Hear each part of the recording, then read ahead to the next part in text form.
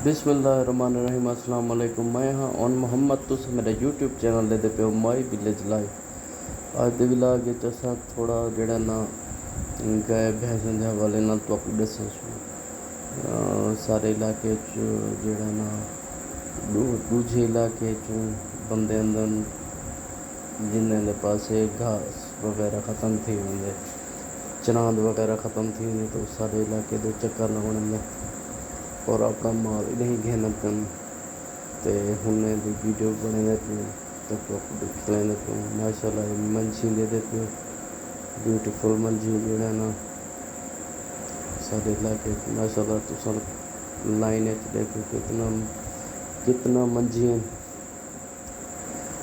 माशाल्लाह माशाल्लाह।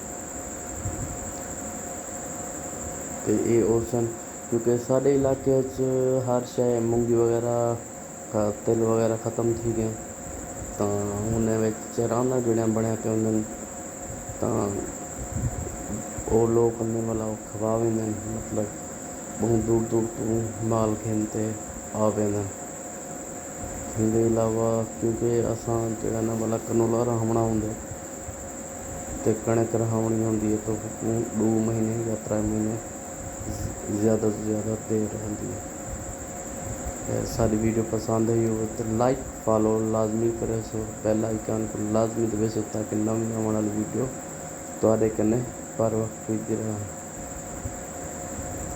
माशाल्लाह खूबसूरत दे देखो तुसां एक परों जेड़ा ना चावलें दी काश्त की निकली माशाल्लाह माशाल्लाह पूरी रोड जी ना ब्लॉक की माशाल्लाह। अल्लाह ताला सारे को जड़ा ना